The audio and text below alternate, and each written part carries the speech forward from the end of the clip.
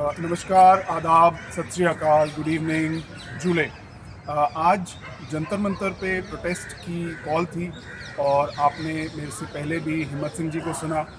और उन्होंने देश के सारे मुद्दे जो हैं आपके सामने रखे और इसमें आपको दिखाया, समझाया कि कैसे जड़ जो है उस तक हमें पहुंचने की ज़रूरत है और उसकी जड़ हमारे इस देश के सारी दुविधाओं की इस समय दिक्कत और बीमारी का रूट कॉज वो है देश की फर्जी सरकार, जिसको आपने चुना नहीं और वो देश की सरकार को ही चोरी करके कुछ लोग बैठे हुए हैं। उसको क्यों ये हम बार बार कह रहे हैं, क्यों इस पे सुप्रीम कोर्ट ने याचिका दायर करी सितंबर 2024 में और क्यों इसको हम आप लोगों तक लेके आए हैं, उसका कारण ये है कि पिछले आम चुनाव में 543 सीटों में से 538 सीटों पर, जी हाँ 543 में से 538 सीटों पर चुनाव के जितनी वोटें आपने डाली और जितनी वोटें चुनाव आयोग ने गिनती करी वही नहीं मैच करता। इसी से आप समझ सकते हैं कि कितना बड़ा फर्जी चुनाव हुआ। और ये तो सबसे बड़ी बात है, इस तक पहुंचने के लिए चुनाव आयोग ने क्या क्या किया, जो काम हिस्ट्री में कभी नहीं हुए। 5 बजे के बाद 2 से लेके 12.5% तक की वोटिंग का जो है वो प्लस काउंट आया। हिस्ट्री जो हम देखें तो चुनावों में 1% एडिशनल होता है कि सुबह से लेके 5 बजे तक जितने लोगों ने वोट डाली, 5 बजे के बाद 1% तक यूजली देखा जाता है कि हाँ वो लेट काउंट में आ जाता है। इस बारी चुनाव आयोग ने वो आंकड़ा 2% से लेके कहीं पे 12.5% तक पार करा दिया और ये सारा रिजल्ट और टैली और फाइनल नंबर्स देने में कहीं 10 दिन लग रहे हैं, 11 दिन लग रहे हैं, कहीं 5 दिन बाद आ रहा है, जबकि जो वोटिंग मशीन होती है वो आपको सारे डिटेल्स इमीडिएटली देती है।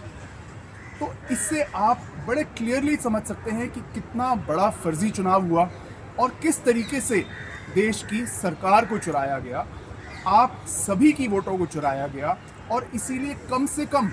उन 538 सीटों पे जो चुनाव हुए उसके नतीजे रद्द होने चाहिए, क्योंकि 5 सीटें ऐसी थी जहाँ पे जितनी वोटें पड़ी और जितनी गिनी गई वो मैच किया।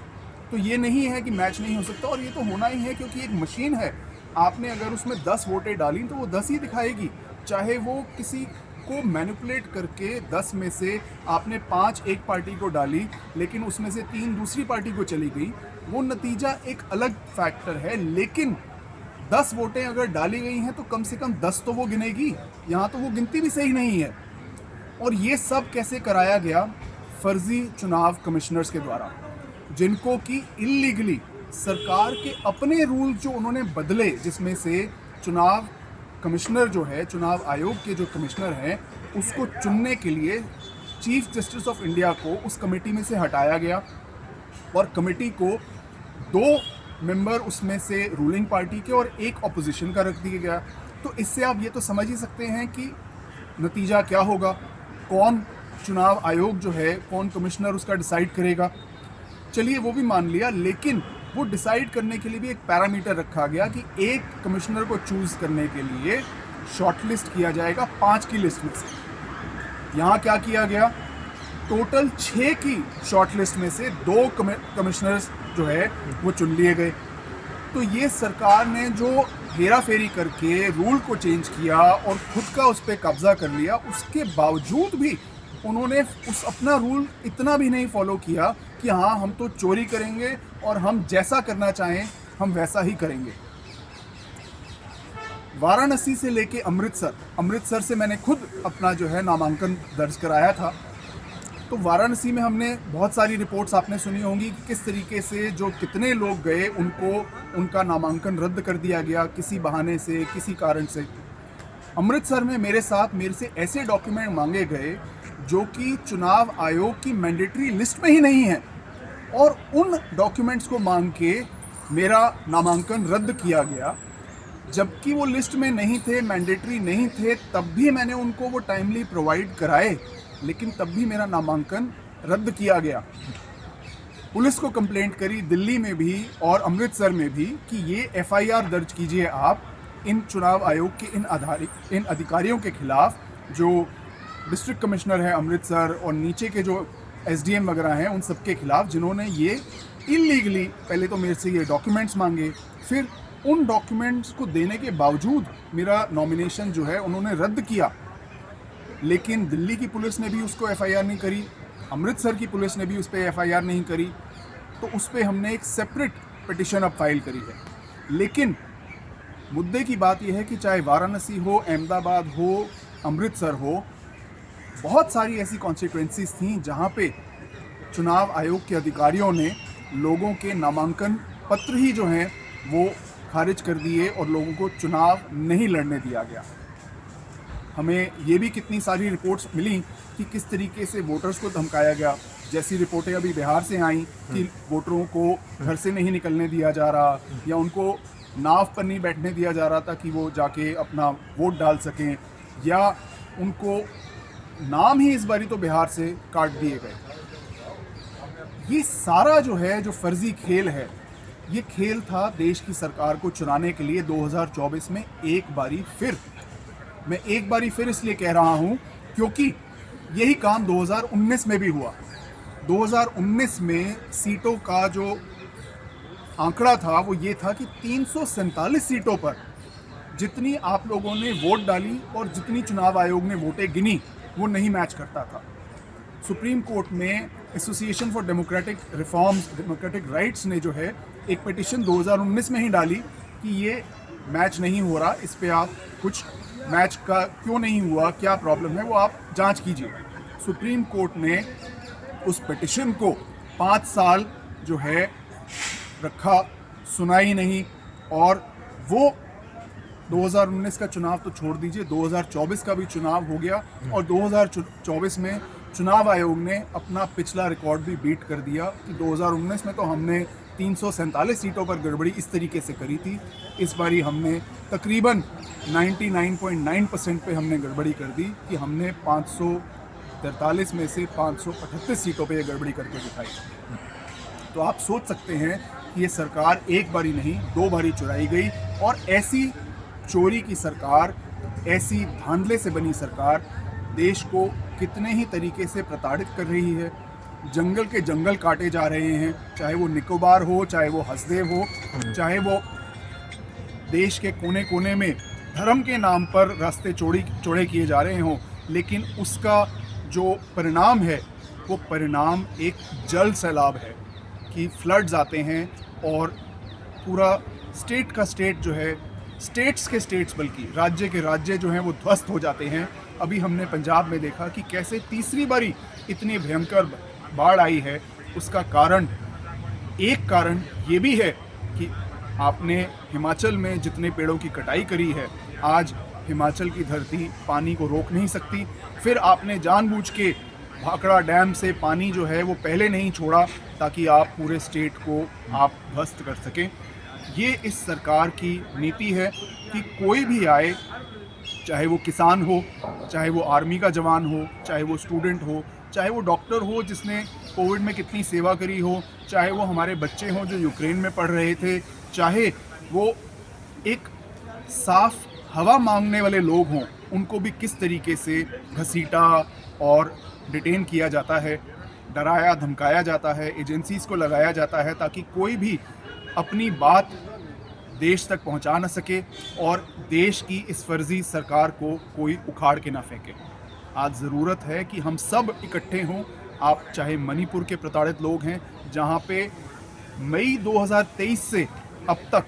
तकरीबन 2.5 साल से एक गृह युद्ध चल रहा है, और मैं ये भी बताना चाहूँगा कि इस गृह युद्ध के चलते 2024 का चुनाव हो ही नहीं सकता था, क्योंकि इसको एक इमरजेंसी कहा जाता है और ऐसी इमरजेंसी में चुनाव होना ही नहीं चाहिए। और इसकी रिप्रेजेंटेशन मार्च 2024 में ही मैंने चुनाव आयोग को लिख के भेजी कि जब तक ये इमरजेंसी का एक माहौल ख़त्म नहीं होता कि कितने हथियार जो हैं वो बांट दिए गए हैं, कितने जो है लोग काट दिए गए हैं, इस माहौल में जबकि आतंकवादी ये बंदूकें, ये असला, 7,000 बंदूकें, 7 लाख गोलियां और 14,500 बम लोगों में सरकार ने खुद बांट दिए, ऐसी सरकार के लोग ये टेररिस्ट नहीं कहलाएंगे तो और क्या कहलाएंगे। और इन लोगों को आप चुनाव दोबारा लड़ने नहीं दे सकते। और जब तक ये सिचुएशन कंट्रोल में नहीं आती, देश में चुनाव हो ही नहीं सकता। उसके बावजूद देश में चुनाव हुआ। उन्हीं आतंकवादियों ने जिन्होंने देश की आंतरिक सुरक्षा को ध्वस्त कर दिया, देश के आज़ादी से लेकर अब तक के लाखों करोड़ जो खर्च हुए थे देश की सुरक्षा के लिए, वो खुद ही इन्होंने पानी में गटर में बहा दिया, क्योंकि इन्होंने खुद ही हथियार, असला, गोलियां, बारूद ये सब बांट दिया। वो लोग फिर सरकार को कब्जा करके बैठ गए। तो आज ज़रूरत है कि हम सब इकट्ठा हों, और चाहे चाइना ने हमारी ज़मीन जिस तरीके से हड़प ली है, चाहे हमारी आर्मी को जिस तरीके से तबाह किया जा रहा है, चाहे वो उसको पैसे ना देकर, बजट कट करके, चाहे अग्निवीर स्कीम के द्वारा, चाहे पुलवामा में हमले जैसे हुआ, और किस तरीके से मणिपुर में भी हमारे आर्मी के जवान मारे गए। अभी लद्दाख में एक आर्मी के कारगिल के ही वॉर वेटरन को गोली मारी गई। मणिपुर में उसी तरीके हमारी कारगिल के वॉर वेटरन की जो बीवी है उसके साथ वो अभद्र अश्लील काम हुआ कि उनको सड़कों पर नंगा घुमाया गया था, जिसका आप सभी ने दृश्य देखे। तो ये आर्मी के भी लोग जो हैं इनके साथ सुरक्षित नहीं हैं। तो आज हम सबको अपने सारे मुद्दों को कुछ समय के लिए पीछे भूलकर, पीछे रखकर एक इस मुद्दे पर साथ आने की ज़रूरत है कि देश में एक फर्जी सरकार काबिज़ है जिसने इस देश को हाईजैक कर रखा है, देश को किडनैप कर रखा है, और उस सरकार को हटा के ऐसी सरकार लाई जाए जिसके लिए आपने वोट डाला, जिसको आप चाहते थे, आपने जिसके लिए चुनाव में बाहर आए और अपना सबसे कीमती बहुमूल्य चीज़ जो आपका वोट है वो आपने उनके लिए दिया। तो आइए अब हम सब मिलकर 26 नवंबर कॉन्स्टिट्यूशन डे पर पूरे देश में महा आंदोलन करें। घर घर में आप मोमबत्ती जलाइए, आप घर घर में आंदोलन कीजिए, इनको इन्हीं की थालियां पीटकर दोबारा सुनाइए, इनके कान तक आवाज़ पहुंचाइए कि हम फर्जी सरकार और नहीं चाहते। ये 2 बारी की फर्जी सरकार है, इसको इमीडिएटली हटाकर इनके जो अधिकारी हैं उनको सबको जेल होनी चाहिए, और ये देश के लोगों का एक बारी फिर से वापस होगा। आपसे दोबारा यही उम्मीद है कि आप अपने हकों के लिए सड़कों पर उतरेंगे। पूरे देश के गली मोहल्ले, शहर शहर को सबको आप आंदोलन की एक जगह बनाएंगे, शांति प्रिय आंदोलन करेंगे और अपनी आवाज़ बुलंद करेंगे ताकि ये देश आगे बढ़ सके। और दिल्ली में जितने लोग आ सकते हैं दिल्ली आइए, हम सुप्रीम कोर्ट और इलेक्शन कमीशन ऑफ इंडिया जाके अपनी रिप्रेजेंटेशंस देंगे और उनको याद कराएंगे कि आपका काम था कि आप देश के कॉन्स्टिट्यूशन और लॉ के अधिकार के तहत काम करेंगे। और आप दोनों ही कॉन्स्टिट्यूशनल इंस्टीट्यूशंस हैं, सुप्रीम कोर्ट ऑफ इंडिया और इलेक्शन कमीशन ऑफ इंडिया दोनों कॉन्स्टिट्यूशनल इंस्टीट्यूशंस हैं। तो कॉन्स्टिट्यूशन डे पर इन दोनों को हम रिप्रेजेंटेशंस देंगे, और ज़रूरत लगे तो फिर उस आंदोलन को और बड़ा करेंगे ताकि ये देश संविधान और संवैधानिक मूल्यों पर चल सके। आप इस वीडियो को ज़्यादा से ज़्यादा शेयर कीजिए, घर घर पहुंचाइए, और 26 नवंबर 2025 को पूरे देश को जंतर मंतर बनाइए। शुक्रिया, आदाब, नमस्कार, जुले, गुड इवनिंग।